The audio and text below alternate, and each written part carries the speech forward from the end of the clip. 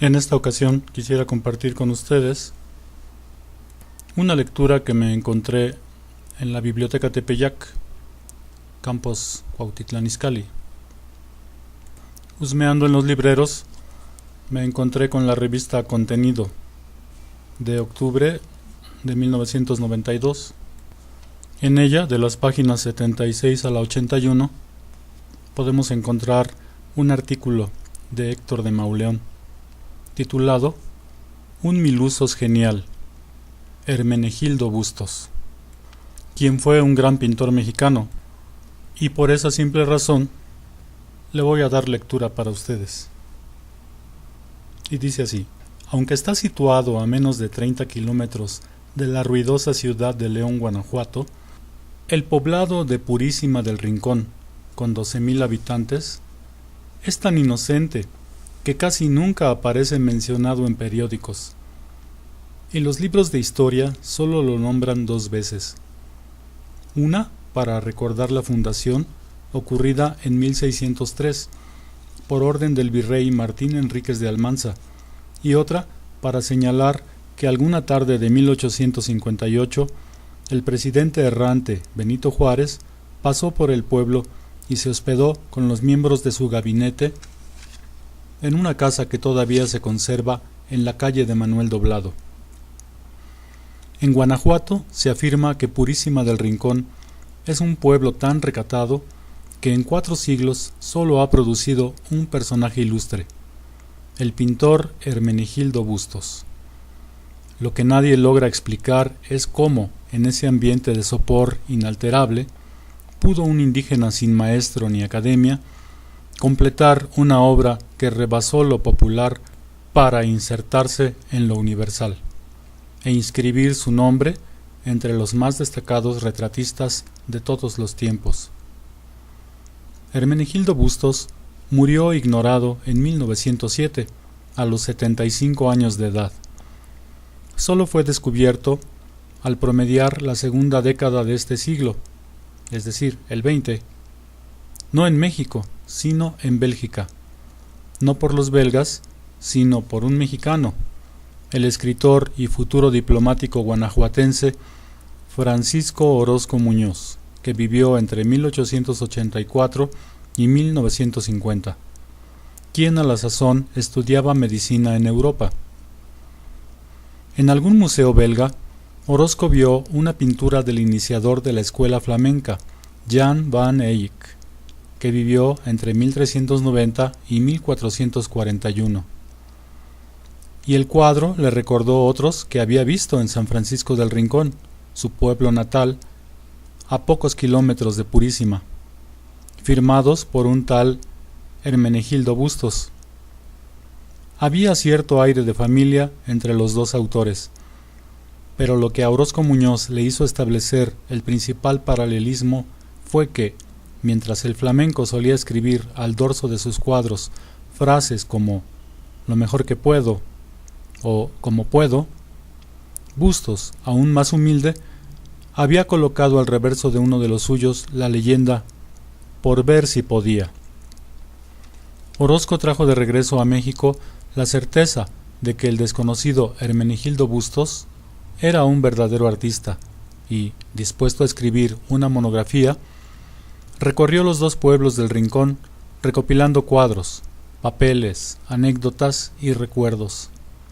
Aunque Bustos había muerto casi 2 décadas atrás, aún era recordado por los lugareños, y Orozco pudo reunir mucho material anecdótico.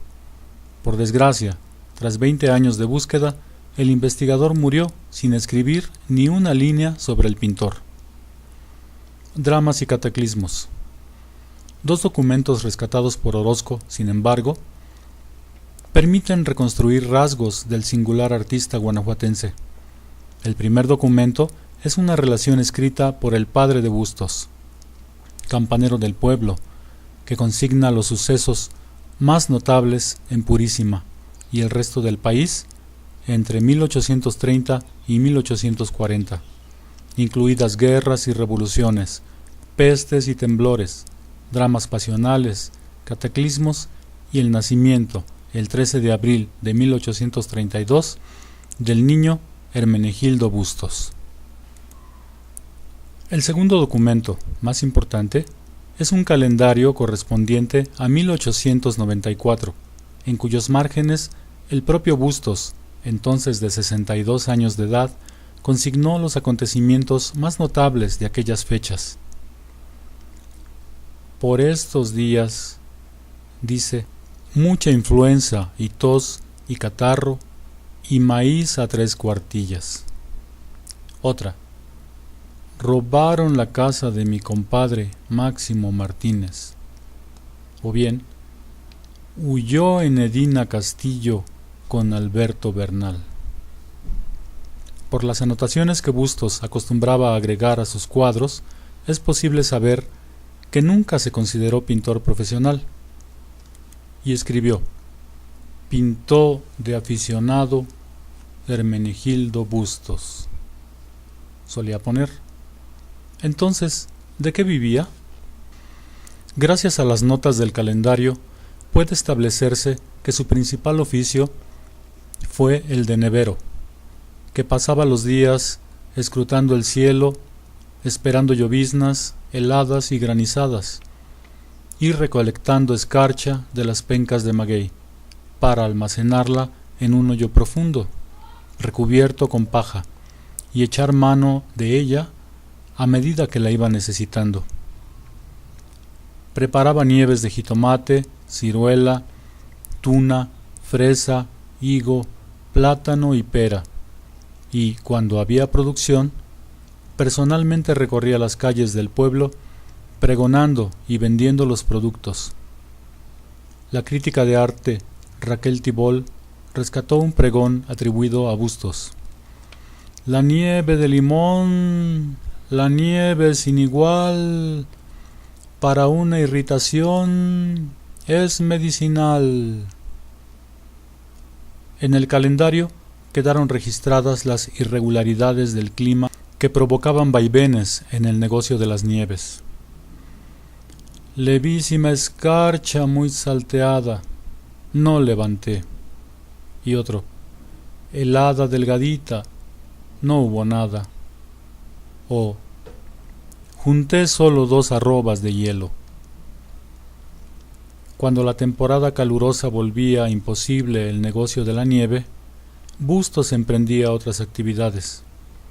Alquilaba objetos diversos: 5 vestidos de indio al presbítero Arenas, una guitarra a Jesús Becerra, un tomo de la música católica a doña Antonia, un farolito a los Uribe, según una de sus anotaciones.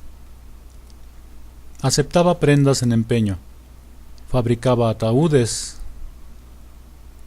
El suyo lo construyó 20 años antes de morir. Tallaba lápidas, realizaba trabajos de albañilería, confeccionaba ramos de flores para las fiestas, pintaba y reparaba muebles de madera, arreglaba techos y vigas, podaba árboles y magueyes, tocaba varios instrumentos, era miembro de la banda del pueblo, hacía trabajos de sastrería y ejecutaba esculturas en madera y máscaras que se utilizaban en las festividades de Semana Santa. Llevaba minuciosa cuenta del estado de sus negocios en el calendario, donde detallaba quién le debía, cuánto y por qué concepto. Viudas y beatas. Maniático, quizás un poco loco, Bustos convivía con un tecolote llamado Tecolotito Bustos, un perro y un perico, a quienes consideraba su familia. Solía decir que, salvo el Papa, Porfirio Díaz y Hermenegildo Bustos, no había nadie notable en el mundo, y gustaba de salir a la calle vestido con trajes que él mismo confeccionaba. En su autorretrato, pintado en 1891, se representó vestido con una casaca de tipo militar de color verde, llena de botones dorados, y 5 cruces bordadas. Se sabe que completaba el atuendo con unos pantalones de charro, una banda roja que le cruzaba el pecho y un singular sombrero de origen oriental, semejante al usado por los campesinos vietnamitas, y que se ignora dónde o cómo lo consiguió. Explicaba Diego Rivera: ¿quién sabe por qué extrañas procedencias tenía este mexicano mucho de coreano? Se vestía diariamente de fantasía con extraño traje, que tenía un poco de caballero linajudo y algo de cacique indio, asimilado a la nobleza de la corte. Aunque el calendario encontrado por Orozco describe claramente el carácter de Bustos, no existen referencias que ayuden a reconstruir su vida. Se sabe, sin embargo, que comenzó a pintar a los 22 años de edad, por simple pasatiempo, luego de haber aprendido en alguna parte sobre el empleo de los aceites y la preparación de los colores. Aunque sin pruebas, el crítico Walter Patch considera que el pintor tal vez viajó a alguna ciudad en busca de educación artística, pero que se desanimó rápidamente debido a las burlas de sus compañeros.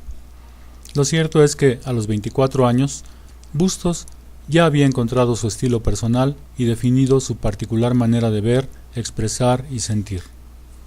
Salvo contadas ocasiones, el pintor cultivó siempre el arte retratista, igual que en el caso del tapatío José María Estrada, un pintor popular con el que frecuentemente se le compara. Los modelos de Bustos fueron sus coterráneos, sacerdotes, comerciantes, agricultores, artesanos, beatas, viudas, etc., a quienes cobraba cantidades simbólicas y pintaba sin concesiones ni falsos idealismos. Según Octavio Paz, autor de un excelente ensayo sobre el pintor, Bustos pinta a la perfección lo más complejo, difícil y misterioso, el rostro humano. Eliminó los fondos, no pintó interiores ni escenas y redujo sus modelos a lo esencial, el rostro. Generalmente, el pintor suprimía accesorios y adornos.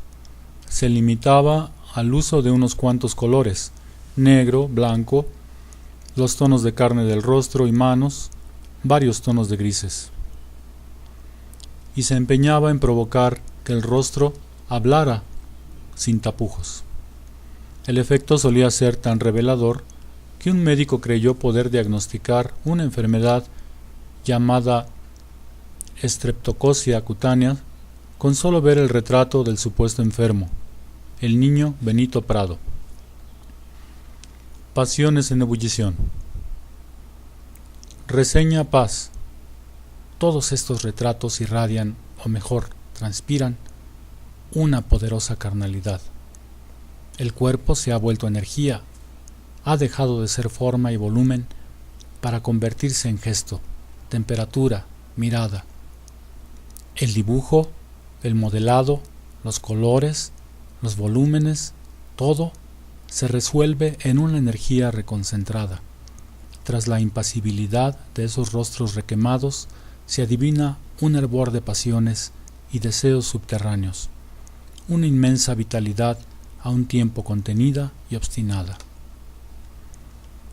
Una idea clara del carácter metódico y minucioso del pintor la da el hecho de que en cada uno de sus retratos solía registrar la fecha en que lo había concluido, la edad, la altura del retratado y la reiterada, modesta aclaración: Hermenegildo Bustos, pintor aficionado sin maestro, o Hermenegildo Bustos, aficionado y natural de este pueblo, o yo, Hermenegildo Bustos, aficionado pintor, indio de este pueblo.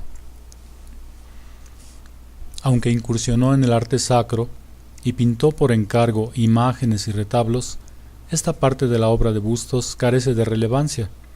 Se sabe que ingresó en la decoración monumental pintando una alegoría de la belleza vence a la fuerza en el cielo raso de una pulquería. Le pagaron en especie. Pero, fuera del ámbito del retrato, Sus trabajos más destacados son dos bodegones que pintó entre 1870 y 1880. No pudo vender y acabó colgando en su recámara. Para Paz se trata solo de ilustraciones que podrían encajar en un tratado de horticultura, pero otros críticos, como Paul Westheim, los consideran grandiosas creaciones y se asombran ante la maestría con que Bustos organizó la superficie y el conjunto colorístico. La pintura más extraña dejada por el guanajuatense representa una serie de cometas que, entre 1858 y 1884, cruzaron el cielo de Purísima.